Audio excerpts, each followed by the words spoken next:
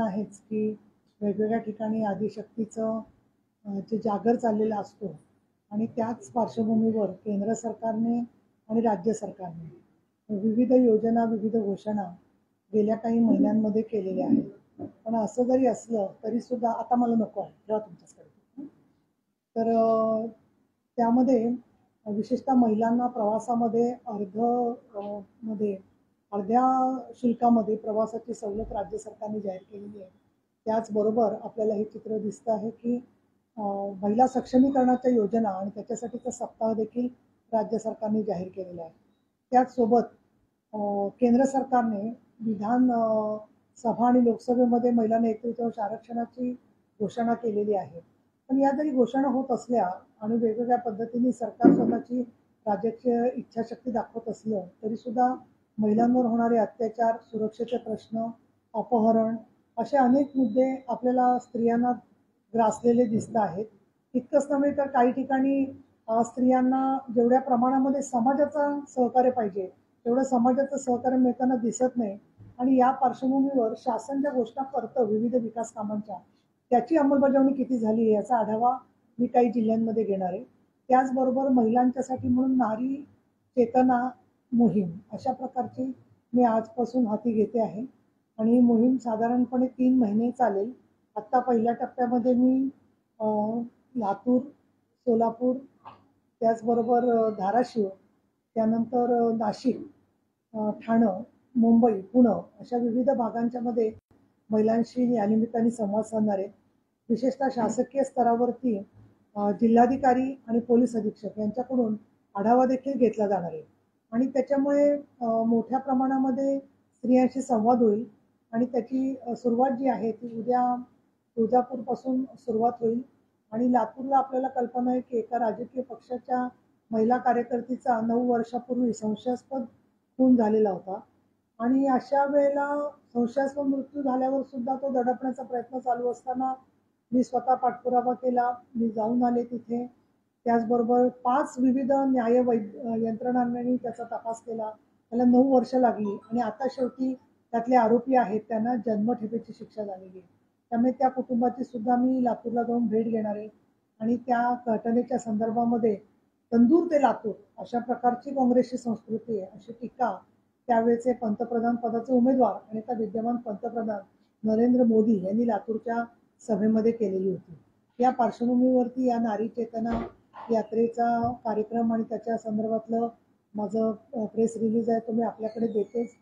याखेरीज बाकीचे देखील बरेच प्रश्न आहेत आणि म्हणून आज मी पुणे जिल्हाधिकारी यांच्याबरोबर जवळजवळ 6 विविध प्रश्नांवर आढावा घेतला आणि त्याच्याबद्दलची तपशीलवार माहिती देत असताना अष्टविनायक त्याच्यामध्ये कितपत पुढे आराखडा पूर्ण झालेला आहे, कुठे काम अडलेलं आहे, गड किल्ल्यांच्यासाठी प्रत्येक जिल्ह्याच्या नियोजनमधला 3% निधी द्यायचा ठरलेला होता, त्या निधीचा उपयोग कशा प्रकारे होणार आहे.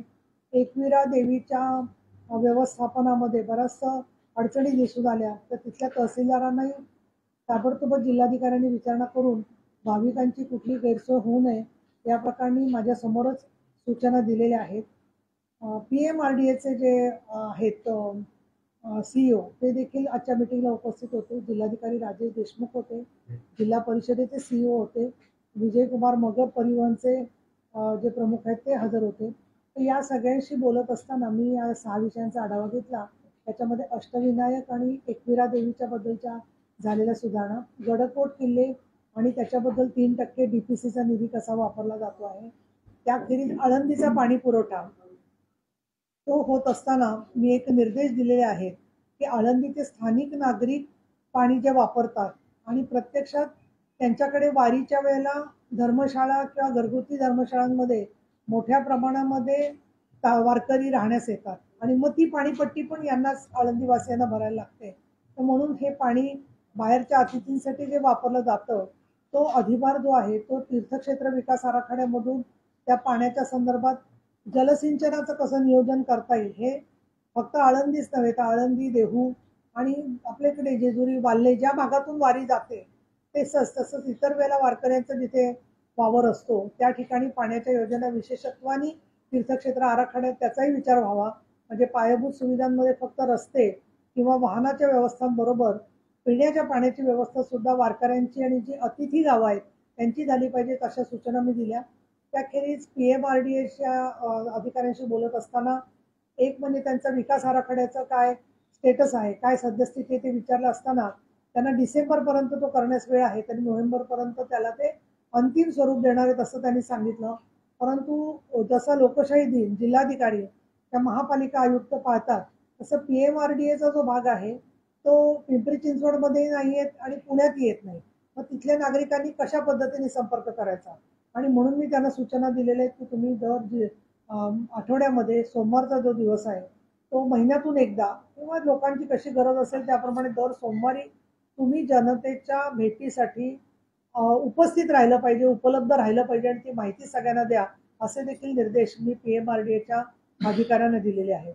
याखेरीज पुरातत्व विभागाच्या अखत्यारीमध्ये लेण्याद्री हे देवस्थान आहे. त्यांचा आराखडा जो आहे तो केंद्रीय देवस्थानाच्याकडे आहे. तसंच एकविरा देवीचं मंदिर ट्रस्टच्या ताब्यात आहे, पण आसपासचा परिसर जो आहे तो पुरातत्व विभागाच्याकडे आहे.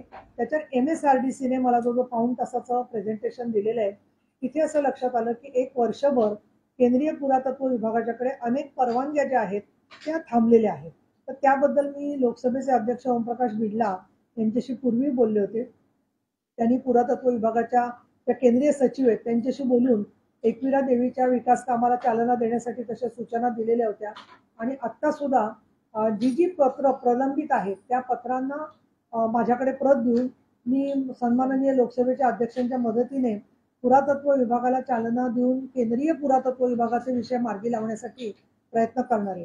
याखेरीज माझ्या असं निदर्शनास आलेलं आहे की जे आपलं राज्यामध्ये केंद्रीय पुरातत्व विभागाचे लोक असतात ते कुठल्याही प्रकारनी आमच्या जिल्हा नियोजनला किंवा जिल्हास्तरीय यंत्रणांना कुठलीही माहिती देत नाही. वर्ष 2-2 वर्ष पाठपुरावा केला तरी त्यात काय प्रगती झालेली हे कळत नाही. तर त्याबद्दल मी त्यांना सांगितलेले की दर DPCच्या वेळेला त्यांनाही बोलवून घेत जा. त्यांनी येण्यात काही प्रत्यवाय केला किंवा विरोध केला तर त्याच्याबद्दल आम्ही आमच्या सगळ्या खासदारांच्या मदतीने नक्की केंद्रीय मंत्र्यांशी बोलू, पंतप्रधानांशी बोलू आणि त्यांनी दर 3 महिन्यांनी या जिल्ह्यामध्ये आणि इतर जिल्ह्यात सुद्धा पुरातत्व विभागाची जी कामं प्रलंबित असतात त्याच्यात काय प्रगती झाली त्याचा अहवाल त्यांनी जिल्हाधिकाऱ्यांना द्यावा अशा प्रकारचे मी निर्देश आज उपसभापती म्हणून पुरातत्व विभागाच्या अधिकाऱ्यांना सुद्धा दिलेले आहेत. पुण्यामध्ये 12 स्पॉट्स असे आहेत की जिथे प्रचंड कोंडी होते. मग त्यात मेट्रोचा प्रश्न आहे, बाकीचे प्रश्न आहेत, नियमावलीचे प्रश्न आहेत, ते प्रश्न, पाण्याचा प्रश्न अशा मुद्द्यांवरती मी परत नोव्हेंबरपर्यंत त्यांना अहवाल देऊन त्यांची परत पुढची बैठक घेणार आहे. पण आजच्या बैठकीमध्ये या सर्व विषयांवर म्हणजे वाहतूक कोंडी असेल, आळंदीचं पिण्याचं पाणी असेल, त्याचबरोबर पुणेकरांच्या दृष्टिकोनातून आणि सगळ्या महाराष्ट्राच्या दृष्टिकोनातून महत्त्वाची असणारी देवस्थानं असतील त्याच्याबद्दल खूप चांगली चर्चा झालेली आहे. आणि सगळ्या ठिकाणी सर्व या देवस्थानांमध्ये जे फिजिकली डिसेबल आहेत ते विशेष गरजा आहेत त्यांना पायऱ्या चढण्यासाठी रेलिंग असावं, रोपवेच्या कामाला एकविरेला प्रगती करावी, तसंच सर्व ठिकाणी महिलांसाठी स्वच्छतागृहांची संख्या पुरेशा प्रमाणामध्ये गडकोट किल्ले आणि इतरत्र सुद्धा स्वच्छतेच्या बरोबर केली जावी अशा मी सूचना दिलेल्या आहेत. पुणे शहर आणि पिंपरी चिंचवड याच्यातली काही स्थानं विकसित घेण्यासाठी ते घेत नाहीत 3% निधीमधून, तर ती सुद्धा काही आवश्यकता पडली तर या दोन्ही शहरातली आणि PMRDA मधली सुद्धा काही स्थानं जतन करण्यासाठी घ्यावी अशा सूचना मी दिलेल्या आहेत. आणि जिल्हाधिकाऱ्यांचं मला अतिशय चांगल्या प्रकारचं सहकार्य या कामात मिळालेलं आहे. एक शेवटचा मुद्दा जाता होता ते म्हणजे सरकारी जमीन जे असतात त्या जमिनी काही वेळेला काही हितसंबंधी लोक स्वतःला वापरण्यासाठी घेतात आणि नंतर सरकारी मालमत्तेला आव्हान दिल्यासारखी परिस्थिती होते.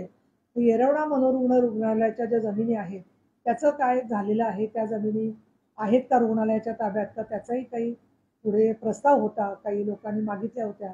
त्याच्याबद्दल मी जिल्हाधिकाऱ्यांना विचारणा केली असता सर्वोच्च न्यायालयाचे असे निर्देश आहेत की मनोरुग्णालयाच्या जमिनी अशा कुणालाही दिल्या जाणार नाहीत आणि त्यामुळे त्या मनोरुग्णालयाच्या जमिनी ज्या आहेत त्या इंटॅक्ट आहेत अशा प्रकारची माहिती मला जिल्हाधिकाऱ्यांनी दिलेली आहे.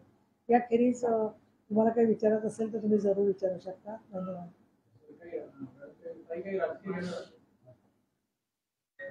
विचारा ना, तुम्ही विचारा, उत्तर द्यायचं की नाही मी ठरवेन ना.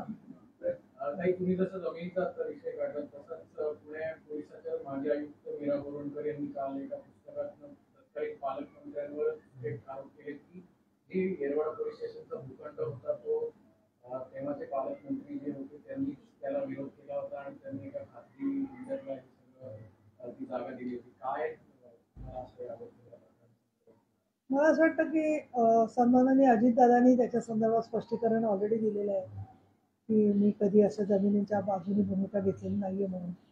परंतु गृह विभाग जो आहे तो सन्माननीय उपमुख्यमंत्री देवेंद्र फडणवीस यांच्याकडे आहे. तर मला असं वाटतं की कारागृहातून तो कैदी जो पळाला आणि बराच काळ दीर्घ काळ ससून रुग्णालयात होता, तर एवढी परवानगी कशी काय कारागृहाने त्याला दिली, एवढं त्याला आजारपण काय झालं होतं, याची चौकशी गृह विभागाच्या ACS होम यांनी केली पाहिजे. आणि त्याचबरोबर कारागृह जेलला त्या संदर्भातली पाहणी आणि चौकशी यांचा अहवाल सरकार घेणार आहे. परंतु स्वतः गृहमंत्री देवेंद्र फडणवीस यांनी या दोन्ही प्रकारांच्या मध्ये दोन्ही घटनांच्या संदर्भात काय वस्तुस्थिती आहे ती राज्याचे गृहमंत्री म्हणून तपासून घ्यावी असं मला वाटतं.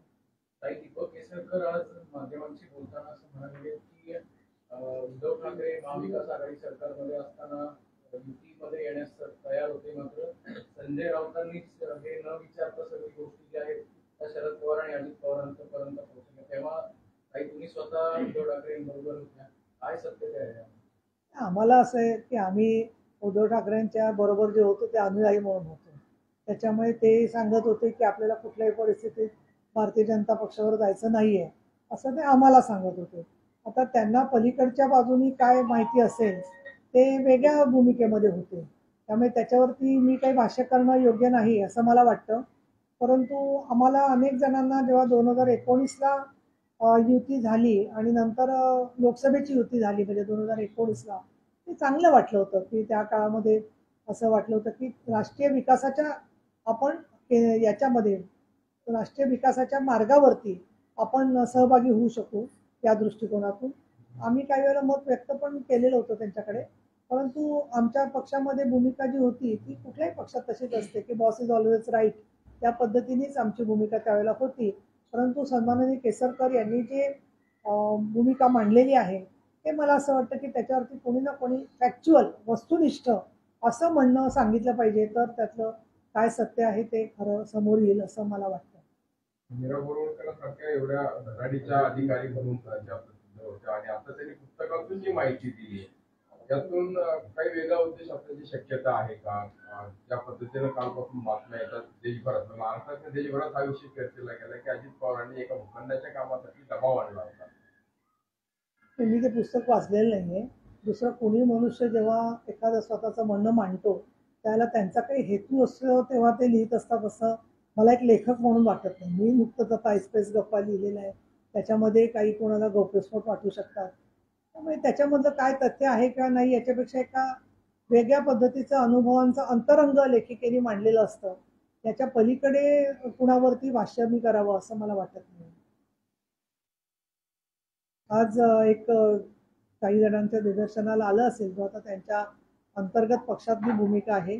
परंतु आज शिवसेना उद्धवजी ठाकरे यांच्या नेतृत्वाखाली यांनी आज नेते आणि उपनेते आणि सचिव जाहीर केलेले आहेत. त्यामध्ये जे आहे ते उपनेत्यांमध्ये अनेक महिला आहेत. जरी ते वेगळ्या पक्षात असले तरी सुद्धा एकूण राजकारणात स्त्रियांचा सहभाग वाढला पाहिजे त्या दृष्टिकोनातून उपनेत्यांमध्ये महिलांना समाविष्ट केलेलं आहे. त्याच्याबद्दल मला ठीक वाटतं, ती योग्य गोष्ट झालेली आहे. नेते म्हणून जे केलेले आहे त्याच्यात एकही महिलेचा समावेश नाही आहे. म्हणजे मला असं वाटतं की इतकं बाहेर समाजामध्ये प्रश्न विचारून सुद्धा ज्या वेळेला एखादे पक्षश्रेष्ठी असं करतात की त्यांना ती एकही महिला त्यांच्या पक्षातली नेता करायला योग्य वाटत नाही. एक सचिव म्हणून त्यांनी महिला केलेली आहे, परंतु नेतेपदामध्ये महिला का असावी का असू नये पक्षश्रेष्ठी ठरवणार, पण नेता होण्याची लायकी किंवा क्षमता महिलांमध्ये नाही असं त्यांना वाटत असावं असं मला वाटतं.